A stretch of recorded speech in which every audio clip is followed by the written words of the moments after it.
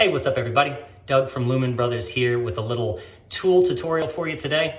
Today we are in our hometown of Frederick, Maryland, beautiful Frederick, and we're doing some knob and tube remediation where we actually delete old knob and tube that's still active in a home and we refeed it with new conductors and we arc fault protect those circuits and bring this old antique house up to code. But in doing so, we have to open up portions of the walls and the ceilings, and luckily, in this very old home, somebody had done some renovation in the basement, and the basement ceiling is actually drywall.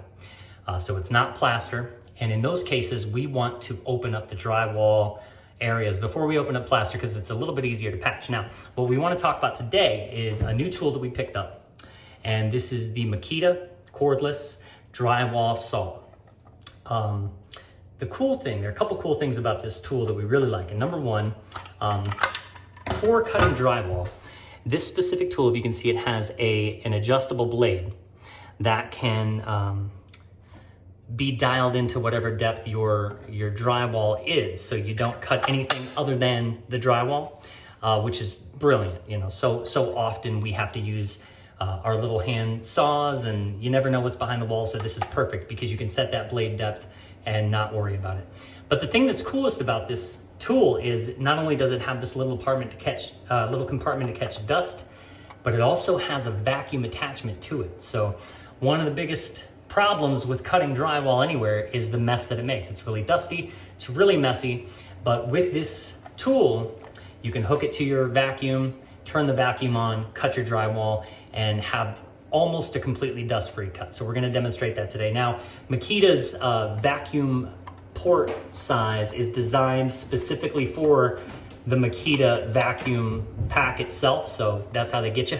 And we'll probably pick that up at some point, but for today, we used a little Gorilla tape and taped our vacuum port onto there. So little pro tip if you're trying to get around just having the vacuum pack. But we're gonna try that out today. I've already got my laser level set up in the ceiling where we're gonna cut our access port. Gonna cut a straight strip down the room, remove that, get our holes in the ceiling, and get our conductors to the new location. So check this out.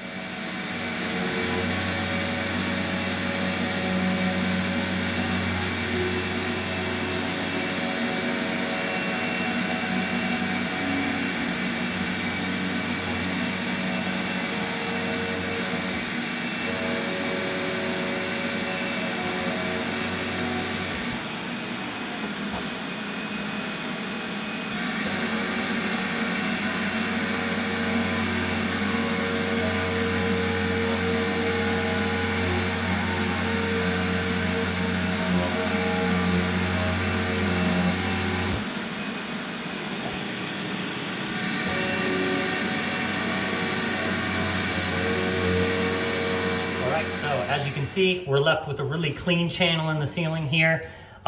Very dust-free cut with this Makita drywall saw. I know other brands make models of these too. You know, once one brand starts making something, the others are gonna start competing. But this is a really cool little tool. Another trick with removing drywall in large swaths like this is to try to find where you're gonna cut the channel and to try to ensure it is in between where they sank drywall screws, because on the back end of this, even though the Makita saw was clean, pulling the drywall out, they sunk a ton of screws in here. So one little trick you can do is you can use a regular flashlight or a headlamp.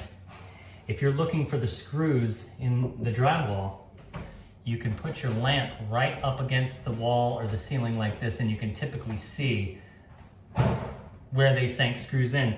And if you can do your cutting in between those rows, that drywall should come right out of there. So now on the back end of this, after we run our conductors, all that's left for a drywall expert to do is come in here, make their cut to these exact dimensions, tape, mud, paint, all done. Nice and clean.